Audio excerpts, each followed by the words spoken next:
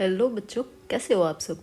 तो कल की वीडियो में हमने ये समझा था वियना कांग्रेस, वियना सम्मेलन और उसके उद्देश्यों के बारे में, क्या क्या हुआ था उसमें, ये सारी चीज़ें हमने कल डिस्कस की थी, है कि नहीं। और आज हम ये जो करने वाले हैं, इसके बाद 1830 की क्रांति के कारण हम पढ़ेंगे। जब भी हम कारण पढ़ते हैं ना, तो हम अक्सर कारण के साथ साथ में परिणाम भी पढ़ते हैं। क्या पढ़ते हैं? परिणाम भी। तो इस वीडियो में हम पूरी करने वाले हैं 1830 की क्रांति के कारण और परिणाम। इसी 1830 की क्रांति को हम जुलाई की क्रांति भी कहते हैं। इसी का दूसरा नाम है जुलाई की क्रांति। अगर एग्जाम में पूछी जाए तो आप कंफ्यूज नहीं होना, जुलाई क्रांति और 1830 की क्रांति both are the same. Okay. Problem यहाँ ये है कि इसके बारे में समझने से पहले आपको वियना कांग्रेस के बारे में पता होना चाहिए, है ना। एक्चुअली मेरे घर के पास से रेलवे ट्रैक है और अक्सर यहाँ से रेलवेज ट्रेन पार होते रहती हैं, तो इस वजह से थोड़ी सी प्रॉब्लम होती है। उनकी साउंड हमेशा इसमें रिकॉर्ड हो जाती है, ना चाह करके भी हम इसको बैकग्राउंड से हटा नहीं सकते हैं, तो उसके लिए मुझे माफ़ करिएगा। और जो भी चीज़ें हम पढ़ा रहे हैं उसको गौर से समझने की बस कोशिश करिएगा, ठीक है। मेरी एक कोशिश है कि आपके जब भी आप बोर्ड एग्ज़ाम देने जाएं उससे पहले ये एक शॉर्ट फॉर्म में आप रिवीजन अच्छे से कर लें, ठीक है। आज दिन में ही मेरी ड्यूटी 6 से 8 घंटे करने के बाद घर आकर कुछ काम करके घर की अभी रात में 9:30 के अराउंड हम ये वीडियो रिकॉर्ड कर रहे हैं, ताकि आप तक ये जल्दी से जल्दी पहुंच सके और आप अच्छे से रिवीजन कर सकें और अच्छे से पढ़ के अपने बोर्ड एग्ज़ाम को पास करें। क्योंकि ये जो बोर्ड एग्ज़ाम्स के मार्क्स होते हैं ना, ये हमारी ज़िंदगी में कुछ बदलता तो नहीं है, बट एक धप्पा होता है ना। अक्सर आप कितना भी बड़े हो जाएंगे, लोग आपसे यही पूछेंगे कि आपके मार्क्स कितने हैं 10th क्लास में। सबके एक होप रहती है ना कि नहीं। तो इस होप को बनाए रखने के लिए, ठीक है, सबकी उम्मीदों पे खड़ा उतरने के लिए हमें बस एक कोशिश करनी है कि हम थोड़ा रिवीजन करते रहें। और डेली हमें ज़्यादा नहीं देना है, 10 से 15 मिनट भी तुम इस क्लास को दो तो तुम एक अच्छी से तुम रिवीजन कर सकोगे, ठीक है। मेरे पास टाइम नहीं और आपके पास भी टाइम नहीं वेस्ट करने के लिए, इसलिए हम बातें बाद में करेंगे, ठीक है। तो चलिए कंटिन्यू करते हैं। 1830 की क्रांति को ही जुलाई क्रांति। और एक और बात, अभी फ़िलहाल हमको फीवर भी बहुत है और सर्दी भी तेज़ है, तो मेरी आवाज़ थोड़ी बदली हो सकती है और थोड़ी सी प्रॉब्लम भी हो सकती है, तो थोड़ी सी मैनेज कीजिएगा, ओके। चलिए शुरू करते हैं। अब थोड़ी कहानी हो गई। 1830 की क्रांति के कारण और परिणाम इस पूरी वीडियो में हम पढ़ने वाले हैं। इसी क्रांति को हम जुलाई क्रांति के नाम से भी जानते हैं। और इस क्रांति को पढ़ने से पहले हम थोड़ा सा इसके बैकग्राउंड को समझेंगे। हम वियना कांग्रेस के बारे में समझेंगे, वियना संधि के बारे में समझेंगे, है ना।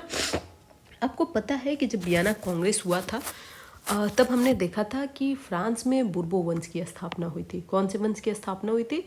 बुर्बो वंश की स्थापना हुई थी और बुर्बो वंश के राजा लुई 18 को शासक बनाया गया था। प्रॉब्लम यहाँ ये है कि लुई 18 को जब शासक बनाया गया ना, ये थोड़ा समझदार था।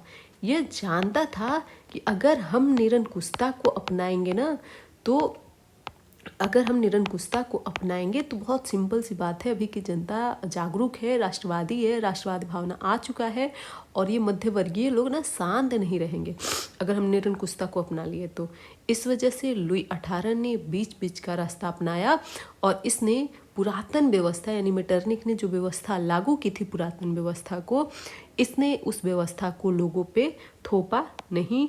ये इसने एक संवैधानिक राजतंत्र को स्थापित रखा। इसने जो शासन किया ना, बस संवैधानिक राजतंत्र के अकॉर्डिंग किया है, ठीक है। क्या इतनी बातें क्लियर है?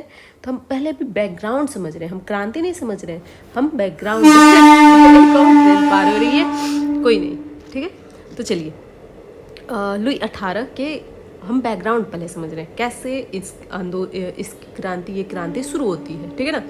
तो पुरातन व्यवस्था इसने लोगों पे थोपी नहीं, इसने संवैधानिक राजतंत्र को ही चलने दिया, यानी कि संविधान के तहत ही इसने अपने शासन को बरकरार रखा।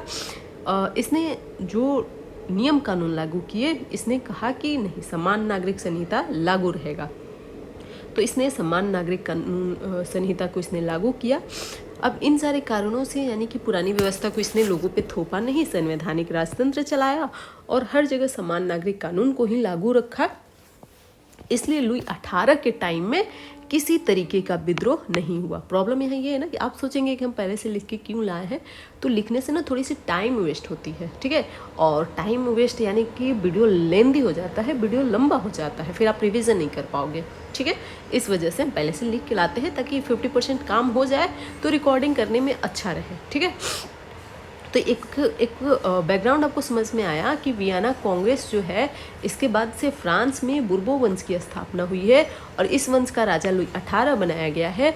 लेकिन लुई 18 निरंकुशता को न अपना करके संवैधानिक राजतंत्र को अपनाता है। यह पुरानी व्यवस्था को लोगों पर थोपता नहीं है और यह हर जगह समान नागरिक संहिता को लागू रखता है।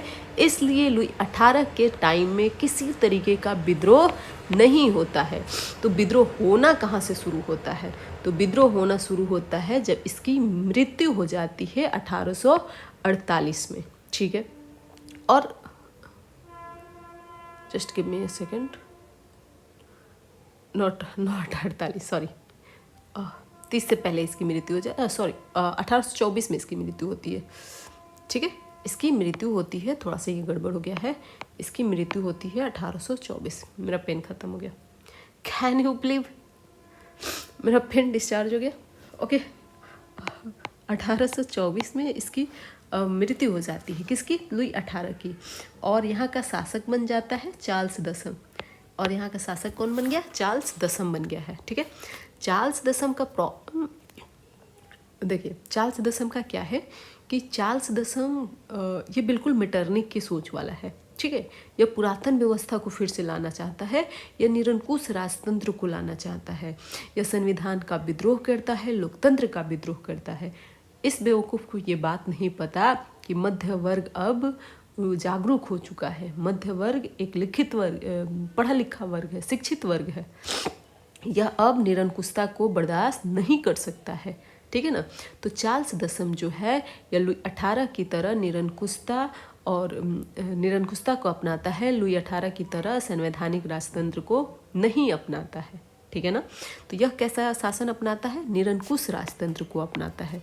हम जब तक कंपेयर नहीं करेंगे हमें ये बात नहीं समझ में आएगी कि आखिर ये दोनों के टाइम में, एक के टाइम में आंदोलन नहीं होता है और दूसरे के टाइम में आंदोलन क्यों होता है, ठीक है ना।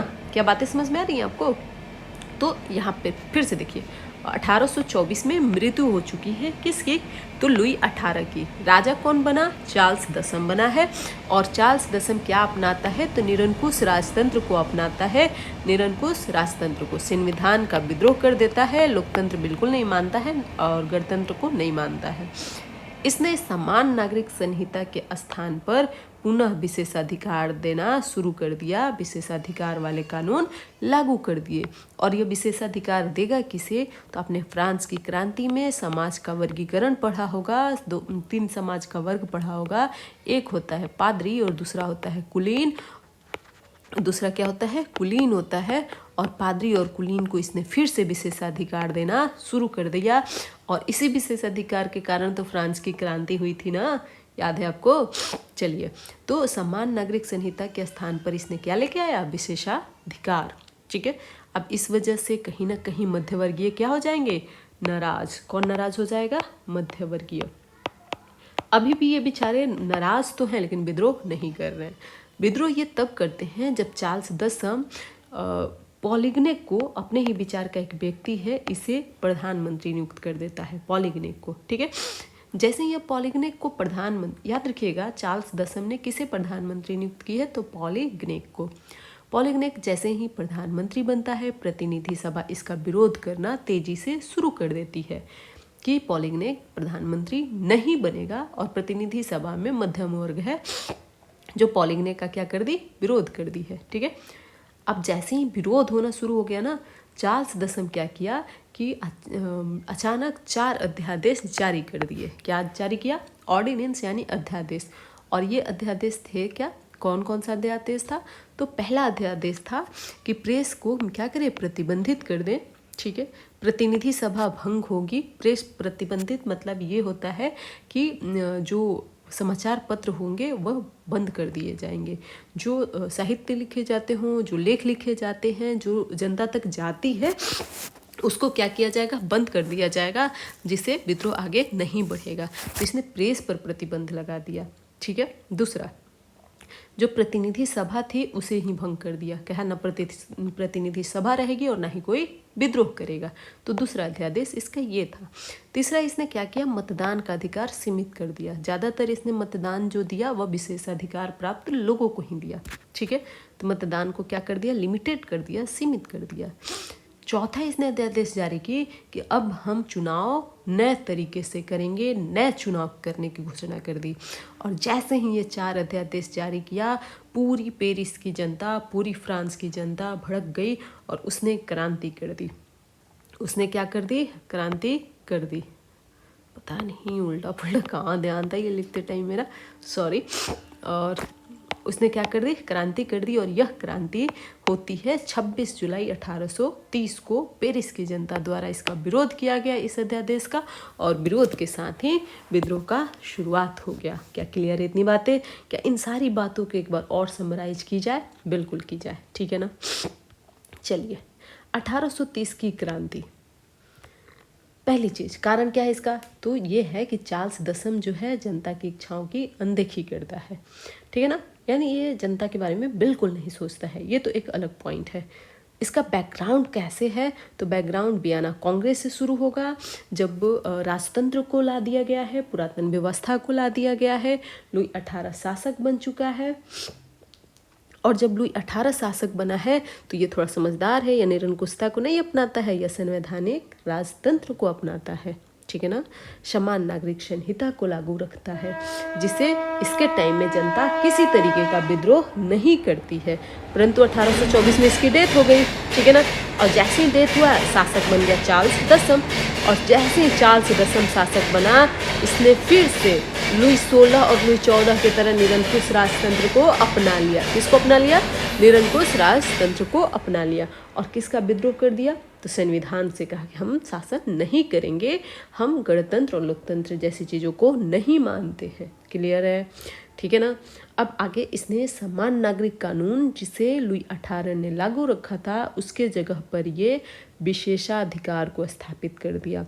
विशेषाधिकार किसे मिलते हैं? पादरी और कुलीन को। कौन वंचित रह गया? मध्यवर्गीय, है कि नहीं। तो मध्यवर्गीय क्या करेगा? फिर विद्रोह करेगा। लेकिन ठीक है। अब चार्ल्स दसम एक प्रतिनिधि को, यानी पॉलीगनेक को प्रधानमंत्री नियुक्त करता है, जो इसी के विचार का है। ठीक है ना। पॉलीगनेक क्या हो गया? प्रधानमंत्री हो गया। प्रतिनिधि सभा में विद्रोह हो गया इसका, कि हम पॉलीगनेक को प्रधानमंत्री बनते नहीं देखना चाहते हैं। ठीक है ना। अब इस कारण चार्ल्स दसम बोला, अच्छा ये मेरा डिसीजन है, तुम नहीं मानोगे, प्रतिनिधि सभा भंग करो। ठीक है ना। क्या करो? भंग करो। और भंग करने के लिए इसने 4 अध्यादेश लेके आया। क्या लेके आया? 4 अध्यादेश। अध्यादेश वही होता है जब विद्रोह होता है बड़े लेवल पे, तो क्या होता है ना कि अचानक जो नियम कानून बन के आता है उस टाइम लागू करने के लिए, उसे हम अध्यादेश कहते हैं। ठीक है। आप थोड़ा आगे जाओगे तो आप पढ़ोगे अध्यादेश के बारे में। तो चार्ल्स दसम 4 अध्यादेश लागू करता है, यानी एक तरीके का नियम है। ठीक है ना। जिसमें वह कहता है कि प्रेस पे हम क्या करेंगे? प्रतिबंध लगाएंगे। प्रेस किसी तरीके से एक्टिव नहीं रहेगा, किसी तरीके के समाचार पत्र मार्केट में नहीं छपेंगे। दूसरा, इसने कहा प्रतिनिधि सभा को भंग करो। ठीक है। तीसरा कहा मतदान जो है, मत देने का जो अधिकार है, वह सिर्फ विशेषाधिकार प्राप्त लोगों को रहेगा, यानी मताधिकार को इसने क्या किया? सीमित कर दिया। ठीक है ना। चौथा इसका अध्यादेश था नए चुनाव कराने की घोषणा। क्या था? नए चुनाव कराने की घोषणा था।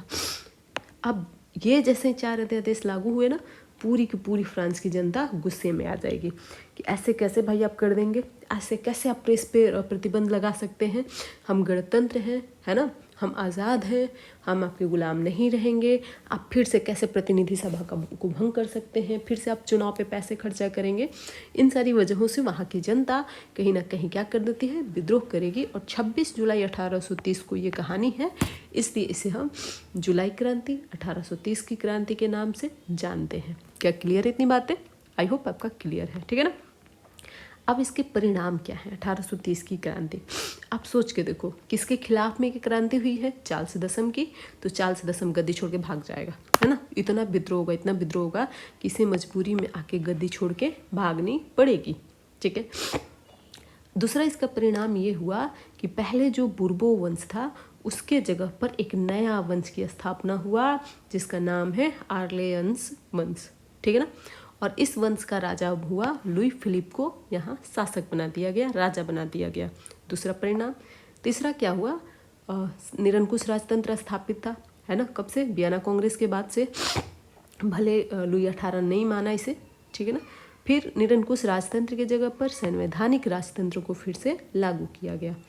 और एक बात बताओ, 1830 की चूंकि क्रांति हुई है तो इसका सबसे जो बड़ा परिणाम है वह यही है कि राष्ट्रवाद की भावना लोगों में तेजी से बढ़ी। कि देखो, हमने आंदोलन किया और आंदोलन से राजा को भागना पड़ा, यानी हमें देश में अपने हिसाब से शासन करना है, अपने देश को बचाना है। तो यहाँ लोकतंत्र होना चाहिए, यहाँ गणतंत्र होना चाहिए, तभी मेरा देश बच सकेगा। इसका सिंपल सा मतलब है कि लोगों में राष्ट्रवाद की भावना तेज हो रही है कि नहीं। तो 1830 की क्रांति के परिणाम आंख बंद करके बोलोगे आप सब। कौन है, किसके विद्रोह में हुआ है? चार्ल्स दसम के। क्या चार्ल्स दसम गद्दी छोड़ के भागेगा? बिल्कुल भागेगा। चार्ल्स दसम गद्दी छोड़ के भाग गया। दूसरा क्या हो गया भाई, आप बताओ जरा, दूसरा क्या है? सोचो सोचो, क्या है दूसरा? नहीं सोच पा रहे हो?